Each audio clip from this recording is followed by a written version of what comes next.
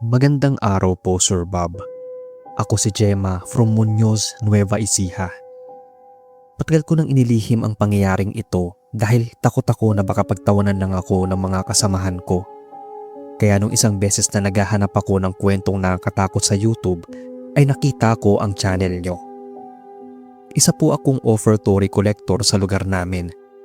Minsan, ako po'y inatasan na magbantay sa koleksyon ng votive candle stand. Isa rin ako sa kumukuha ng mga tunaw na kandila with consent ng kura paroko, syempre. Kaya madalas, tuwing Semana Santa ay nasa mismong simbahan na ako nakatambay. Parang naibuhos ko na yung aking atensyon doon since mag-isa lang ako sa buhay.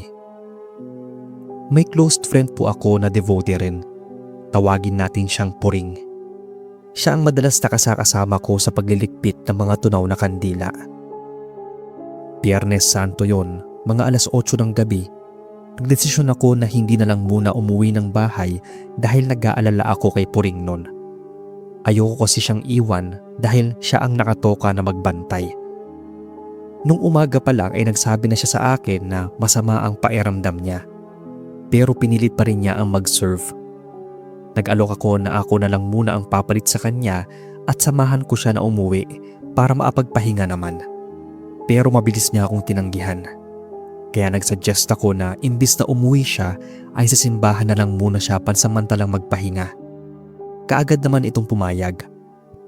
Pumwesto kami sa bahagi ng simbahan na hindi matao. Bukas kasi ang simbahan noon dahil may mga nagdadasal sa kabilang side, kaya kampante lang din kaming namamahinga doon.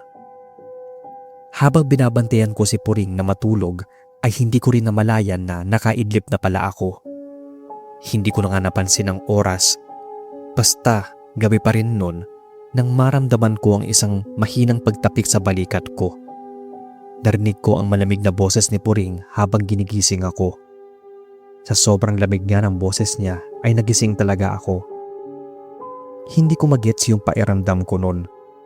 Bigla akong kinabahan sa kakaiba ng dating ng boses nito sa akin.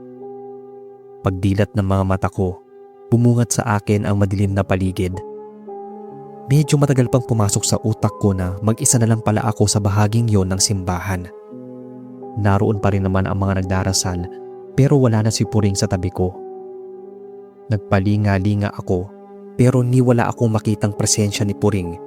Ngunit hindi rin ako nagkamali dahil boses niya talaga yung naririnig ko na gumising sa akin. Unti-unti na rin nagtaasan ang mga balahibo ko sa batok nang ma-realize na wala talaga akong kasama sa bahaging yon. Kaya nagmadali akong tumayo at tumiretso agad sa pintuan ng simbahan. Doon ko nakita yung iba pa na mga kasamahan habang abala sa pag-uusap. At iisa lang yung topic nila, si Puring. Nang makita nila ako, agad nila akong nilapitan. Tapos sinabi sa akin ang isang nakakakilabot na kwento. Nasagasaan daw si Puring ng isang motorista habang papunta ito sa simbahan kanina. Dead on arrival na raw ito nang dumating sa ospital at ang masaklap ay walang kahit ni anino ng motorista ang naroon. Na hit and run ang kaibigan ko. Halos hindi ako maapaniwala dahil magkasama pa naman kami kanina, maliban na lang nung ginigising ako nito at di ko na ito makita. Tinanong ko yung mga ito kung anong oras nangyari yon. Eksaktong alas 7 raw ng gabi. Kaya takang-taka ako kasi nasa simbahan pa kaming dalawa nun. Muli na namang nagtaasan ng mga balahibo ko sa braso. Kung nabundol na pala ito ng ganoong oras, sino yung kasama ko kanina na binantayan ko habang natutulog? Sino rin yung gumising sa akin kanina habang nakatulog ako? Ayokong takutin yung sarili ko noon pero hindi ko mapigilan. Ibig bang sabihin, multo na yung nakasama ko kanina pa? Kaya naman tuwing Biyernes Santo, nagdarasal ako ng mahaba at taimtim at nagsisindi ng kandila para sa atahimikan ng kaibigan kong namatay. May mga kasama rin kasi ako sa simbahan na pinaparamdaman pa nito. Siguro kaya hindi matahimik si Puring dahil hanggang ngayon ay hindi pa rin ito makamit ang hustisya. Hindi pa rin kilala kung sino ang bumundol sa kanya. Walang maapagsabi kung sino yung motorista na nang hit and run At kung sino man ang taong yon, sana ay nakakatulog pa siya ng mahimbing. Ito lang po yung kwento ko, Sir Bob. Sana ay marinig ko itong kwento sa channel nyo. Pagpalain kayo.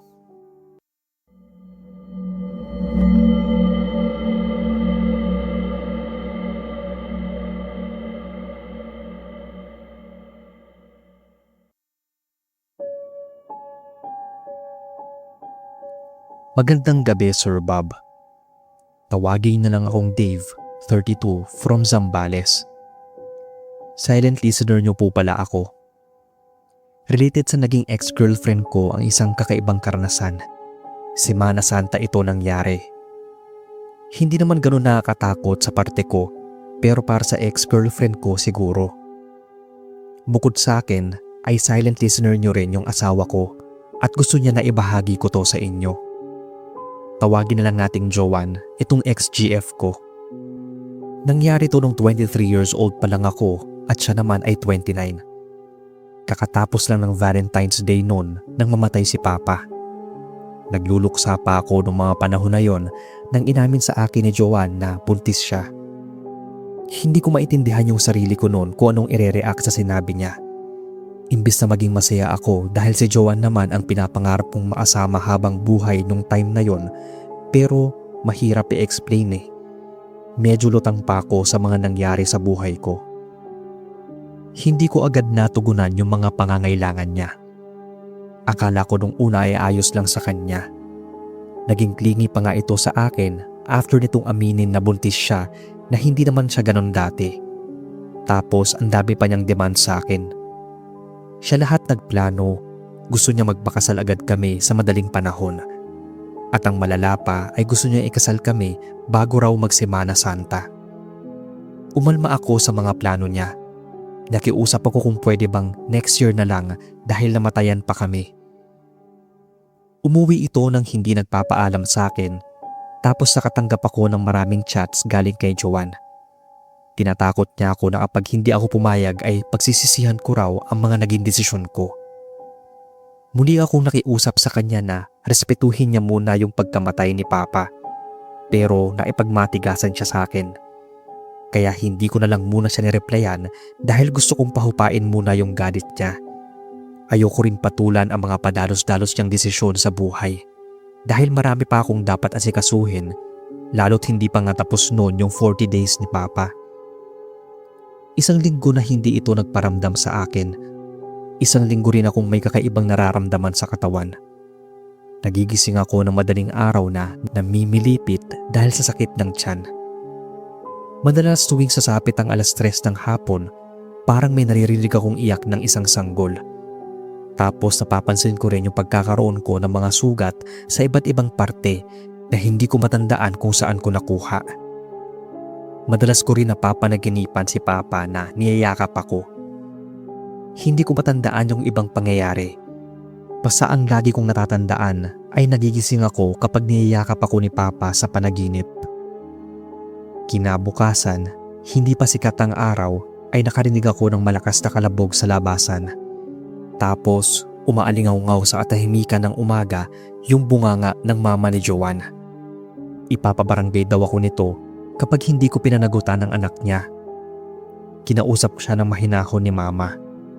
Humarap ako sa mama ni Joanne noon.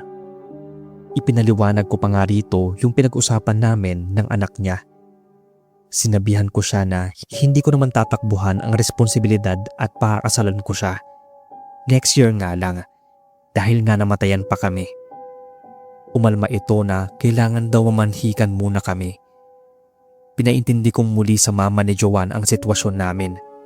Hindi pa kasi kami nakaka-recover sa pagkamatay ni Papa. Pumayag naman ito na next year na ang kasal, pero kailangan na mamanhikan na kami sa Martes Santo. Walang imik lang si Joanne noon. Pero may napapansin ako sa kanya. Nangangayayat siya at nanlalalim ang mga mata. Halos hindi rin ito makatingin sa amin ng diretsyo. Gusto ko pa sanang magpaliwanag, ngunit hindi na nila hinintay na makasagot ako at umalis na ang mga ito. Kahit napilitan ay nagdesisyon ako na labag sa loob ko para mapanatag sila. Martes Santo na noon.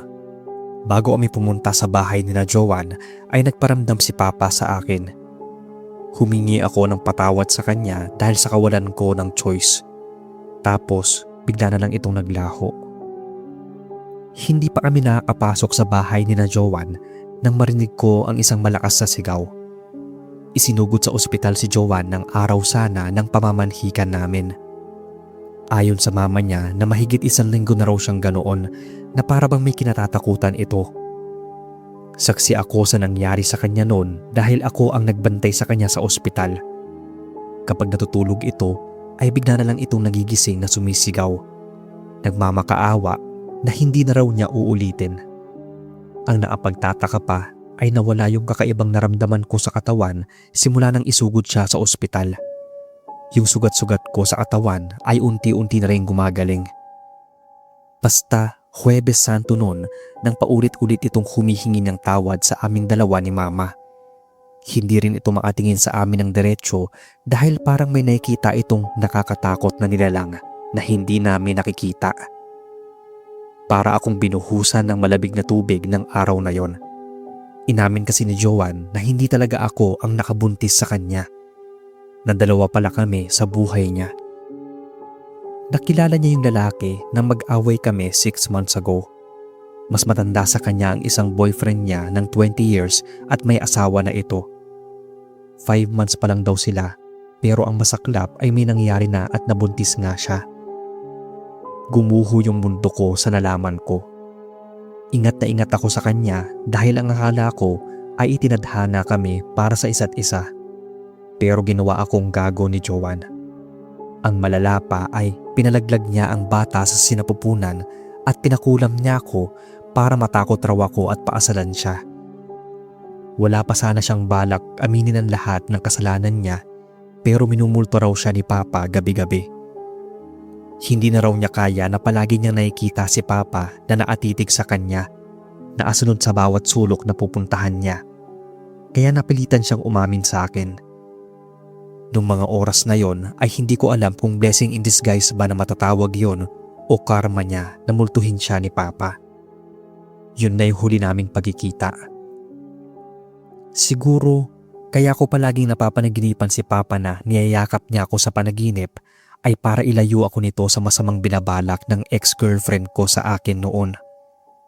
Sa ngayon ay masaya na ako sa natagpuan kong babae para talaga sa akin. At ito nga ay naging asawa ko pa. Maraming salamat sa pagbabasa ng kwento ko, Sir Bob. Mag-iingat ang lahat sa biyahe nila ngayong Semana Santa.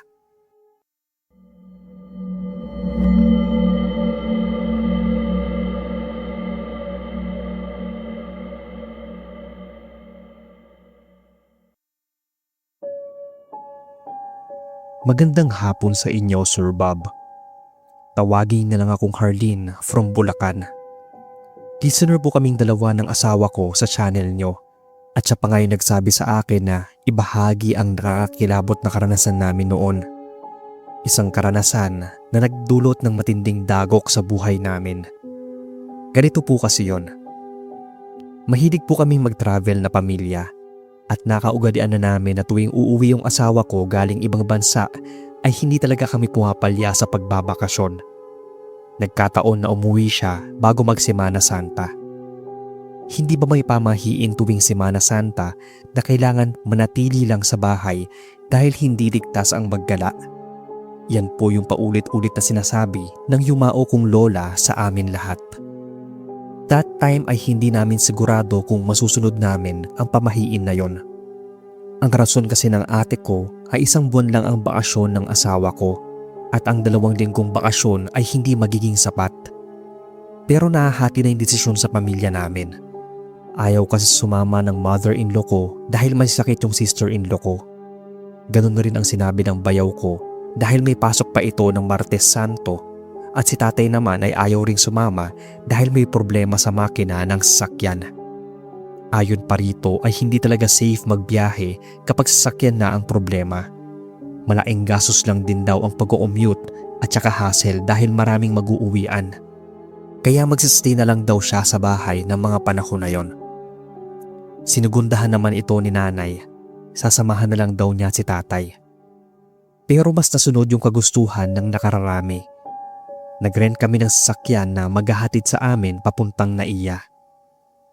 Martes Santo yon nang bumiyahe kami papuntang Naiya. Sa kahabaan ng traffic sa EDSA ay nasaktuhan pa na ang nasundan namin na sasakyan ay nasiraan. Matagal bago kami nakausad. Ilang beses kaming binusinahan nung may-ari ng sasakyan sa likod dahil masyadong apurado yung driver. Pinagmumura kami nito. Napikon si Bayaw, kanina pa kasi ito tahimik.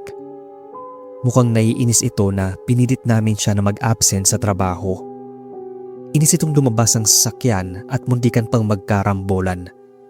Mabuti na lang at may traffic enforcer sa malapit at kaagad na agapan. Na-flat yung gulong na sinasakyan namin sa may bandang MOA. Nasolusyonan naman dahil sa spare tire na dala.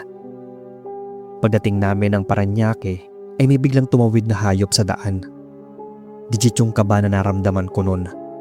Mabuti na lang talaga at mabilis na apreno yung inarekila naming driver. Nagsimula na ring magtalak ang mother-in-law ko na hindi ba namin nahalata na parang pinipigilan yung pag-alis namin. Kaagad naman ito inalo ni Mama na baka nagkataon lang at hindi naman talaga totoo ang mga pamahiin. Nakasimangot na rin si ate nun. Ayaw pa tumigil sa pag-iyak ng anak ng isa ko pang kapatid na babae. Pati ito ay parang natetensa nangyayari. Pagdating namin ng airport, delayed ng 5 oras yung flight. Naabutan patuloy kami ng madaling araw doon since alas 7 na ng gabi nang makarating kami ng Naiya. Ang flight kasi namin ay alas 9 ng gabi. Nakaalis na kami ng Naiya ng 4 AM ng Miyerkules. 6 AM nang maglanding ang eroplano sa Puerto Princesa Airport. Pero hindi agad kami nasundo ng shuttle na magsusundo dapat sa amin. Nagkaaberya daw yung sasakyan nila at pinaayos pa sa talyer. Gutom, puyat at pagod ang resulta namin doon. Wala kaming nagawa kundi ang maghintay dahil kasama sa bayad na yon. Mga tanghali na nila kami nasundo. Hindi ko maintindihan ng araw na iyon. Nagsalitan ang kainitan ng mga ulo nila. Ako naman ay bahagyang nakaramdam ng kaba. Hindi ako mapalagay, basta mahirap ipaliwanag. Pagdating namin sa daungan ng mga bangka, para kaming pinaglaruan ng panahon. Naiwan ng bangka ang mother at sister-in-law ko. Doon pa namin nalaman nung nakarating na kami sa mismong resort na pinagbukan namin. Binalikan ito ng 2 brother-in-law ko. Habang matyaga naman na naghihintay sina Mama at Papa sa daungan ng mga bangka. Ayaw kasi nilang magpahinga na lang muna at doon na sa resort maghintay. Pinasamahan ko na lang sila kay ate. Bali 4 kaming pumasok ng nirentahan naming resort. Ako, yung asawa ko, si ate at yung baby niya. Naliligo yung asawa ko noon habang tinutulungan ako mag-prepare ng isa ko pang ate para sa hapunan. Nang biglang umiyak yung 5 taong gulang na anak nito na asalukuyan naming pinahiga sa sofa. Bigla na lang akong kinutuban, kaya nagmadali akong pumunta sa living room. Grabe ang ginawang pag-iyak ng pamangkin ko habang kinakarga ito ng sister-in-law ko. Tinanong ko pa ito kung kanina pa ba siya doon at nasaan na yung iba. Makahulugan na nginitian lang ako nito. Nagtataka ako kasi first time kong makita yung pamangkin ko na parang natatakot sa sister-in-law ko. Kung makaiyak kasi ito, akala mo ay sinasaktan. Kaagad kong kinuha yung pamangkin ko at binigay naman din ng sister-in-law ko. Dumiretso na ito ng kusina. Tinabihan nito si ate at tumulong na maghiwa ng prutas. Kabado ko itong pinagmasdan. Sobrang lakas ng kabog ng dibdib ko noon. Hindi talaga ako mapalagay. Kaya kinontak ko agad si Mama kung naarating na ba sila, na ang tinutukoy ko ay ang mother at sister-in-law ko. Nanlaki ang mga mata ko sa nireply sa akin. 1.5 oras na raw silang naghihintay at hindi pa rin nakabalik doon ang mga nagsundo at sinundo. Nanginginig yung mga kamay ko noon, kaya maingat ko munang binaba ang pamangkin ko sa pagkarga dahil baka mabitawan ko siya. Nanatili lang itong nakayakap sa hita ko at parang naramdaman ko rin ang nararamdaman niyang takot sa sister-in-law ko. Hindi ko alam kung paano ko sasabihin sa ate ko na umalis siya sa pwesto niya habang nakatingin sa likuran ng doppelganger na sister-in-law na may binubulong sa ate ko. Mas lalong nadagdagan yung takot ko sa sumunod na nangyari. Galit na lumingon si ate dito na pinagtatawanan lang ng huli. Kakaiba na yung paraan ng pagtawa nito. Inawat ko si ate na hindi ko maintindihan kung bakit ito nagalit. Sinabihan ko siya na huwag mapadala sa init ng ulo dahil ibang tao na ang kasama namin at hindi na ito yung kapatid ng asawa ko. Malakas na tumawa yung doppelganger na kaharap namin. Napatili naman si ate sa mga sumunod na nangyari. Pumalahaw naman ang iyak yung pamangkin ko. Nanlamig yung buong katawan ko dahil kitang-kita ko kung papaanong umikot ang ulo nito na parang manika sa horror movie. Pairamdam ko noon ay lalayasan ng kaluluwa ang katawan ko. Nagmamadaling lumabas yung asawa ko. Tinanong kami kung anong nangyayari. Tinuro ko yung kinaroroonan ng nagpapanggap na kapatid niya pero wala na ito sa pwesto niya. Napahagulgol talaga ako ng iyak dahil sa takot. Nang mahimasmasan na ako ay saka ko kinuwento ang mga nakita naming tatlo ni ate. Napaantanda yung asawa ko nang wala sa oras. Kaagad naman niyang tinawagan yung mother-in-law ko na loudspeaker yung asawa ko. Umiiyak din si mama sa kabilang linya. Hindi na raw sila tutuloy dahil may masamang nangyari sa sister-in-law ko. Dumudugo raw yung ilong nito at biglang nag-collapse. Nag-hysterical na raw siya kaya hindi niya napansin na nakasakay na pala kami sa bangka. Nagkatinginan kaming tatlo doon. Tinawagan ng asawa ko sina mama at sinabi ang bad news. Naririnig ko yung boses ni ate sa background na umiiyak. Ramdam ko rin na may nangyari kasi rinig ko na inaalo ito ni papa. Umiiyak din si mama. Pagdating nila sa nirentahan namin, kinukwento ko yung nangyari. Kinuwento rin ni papa na nasiraan yung bangka na sinasakyan ng dalawang in-laws ko para magsundo. Nag-away ang dalawang kapatid ko. Nagsisihan na sana hindi na lang kami tumuloy. Na sana ay hindi nangyari sa amin ang lahat ng yon. Hindi kami nakaalis kinabukasan pero nagkita ang mga bayaw at mother-in-law ko. To cut the story short, yung bakasyon namin ay nauwi sa isang bangungot. Pagbalik namin ng Bulacan, hindi nag-imikan yung dalawang ate ko. Saka pa sila nagkabati nung naging okay na yung kalagayan ng sister-in-law ko. Nangako kami ng asawa ko sa isa't isa na magbigay respeto sa mga pamahiin ng matatanda para hindi na maulit ang nangyari. Kaya simula nang mangyari yon ay hindi na kami umaalis ng bahay tuwing Semana Santa. Nagbabakasyon na lang kami bago o kaya pagkatapos nun. Hanggang dito na lang po ang nakakabaliw na kwento namin, Sir Bob. Sa susunod, asawa ko naman ang magpapadala ng scary experience niya rito dahil pareho kaming listener ng channel nyo. Maraming salamat po sa oras. God bless and more power.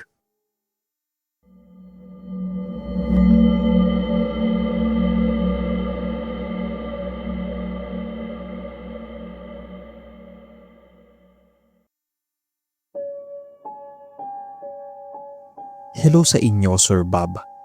Pangalanan nyo na lang akong Lian from Lanao del Norte. Mahilig po akong gumawa ng mga handcrafted products at habang ginagawa ko ito ay nakikinig ako sa mga kwentong nakakatakot pero pasikreto ko lang ginagawa. Nagsimula kasi akong magka-interes sa mga kababalaghan nung nasa high school pa lang. Papunta na po kasi sa hiwalayan ang mga magulang ko nung time na yon. Bilang only child ay parang mahirap ito sa akin. Hindi ko kasi alam nung mga panahon na yon kung kanino ako dapat sumama. Malaking adjustment po ito para sa akin. Panibagong mga kaibigan, kasama sa bahay at kaklase kung sakali man na si mama ang sasamahan ko. Kapag si papa naman ay para akong walang kasama. Masyado kasing tahimik ito. Palaging walang imik. Parang may sariling mundo. At kung kinalolo at lola naman ay mas lalong mahirap makisama dahil palagi akong pinag-iinitan ng pinsan ko. Hindi rin nila ako paborito. Apektado na nga pati pag-aaral ko noong mga panahon na yon. At nangyari na nga yung kinatatakutan ko. Semana Santa noon nang tuluyang umalis si Mama. Si Papa ay nakatulala lang. Palagi siyang walang imik. Tuluyan na itong nawala ng paki sa akin. Hindi ko tuloy malaman kung sino ang kakausapin ko tungkol sa mga bumagsak kong subjects. Natatakot din naman ako magsabi kay Lola dahil tiyak ikukwento rin ito sa mga pinsan ko at pagdidiskitahan pa ako. Miyerkules Santo nung napagpasyahan ko na magpunta ng simbahan. Gulong-gulo yung isipan ko noon at ang magpunta sa simbahan lang yung tanging alam kong pwedeng paglabasan ng hinanakit. Nilakad ko lang papuntang simbahan dahil wala rin naman ako mapagkunan ng pamasahe. Sobrang lutang ko nung araw na yon. Nang mapadaan ako sa isang school ay minamataan akong babae na makakasalubong ko. Blanko yung ekspresyon ng mukha niya. Maputla ang kaputian. Katulad ko ay parang may malaki rin itong problema. Dire-diretso lang kasi ito naglakad papunta sa kinaroroonan ko. At mukhang wala pa nga itong balak na tumabi. Kaya ako na ang lumihis. Para akong kinilabutan nang mapansin ko na parang gumalaw ang mga mata nito at ngumiti sa akin. Ang creepy po ng paraan ng pagkaangiti niya. Tapos, imbis na umalis ito sa aking harapan, ay sinundan ako nito at dire-diretso naglakad papunta sa akin. Hindi ko tuloy malaman kung anong gagawin ko dahil nakadikit na ang likod ko sa pader ng bakod ng school. Wala akong pwedeng madaanan dahil nakaharang na ito sa dadaanan ko. Nagtaasan ang mga balahibo ko sa katawan. Nag-iba rin yung temperatura sa paligid. Para akong nilalamig na ewan kahit mainit naman ang panahon. Idagdag pa na tahimik ang hapon na yon. Wala rin akong makitang ibang tao na dumadaan o tumatambay man lang na pwede kong mahinga ng tulong. Natakot talaga ako sa kung anong pinabalak niyang gawin sa akin. Kaya inangat ko na lang yung braso ko para gawing depensa. Pero hindi ko talaga in-expect yung susunod na mangyayari. Akala ko ay sasaktan niya ako. Pero tumagos lang ito sa katawan ko. Pagkatapos ay parang may malabig na hangin akong naramdaman sa loob ng katawan. Pairamdam ko noon ay masusuka ako na hindi ko malaman. Ang lamig sa pairamdam tapos ang bigat sa katawan. Para pa akong dinuduyan sa antok. May mga nakikita pa akong liwanag na ikinadagdag ng takot ko. Malakas na sigawan at nakakatakot na mga nakikita. Pinipilit ko talagang labanan ang pagpikit ng mga mata ko noon. Kasi ang iniisip ko ay hindi ako pwedeng bumigay. Kailangan ko pang harapin yung problemang kinakaharap ko.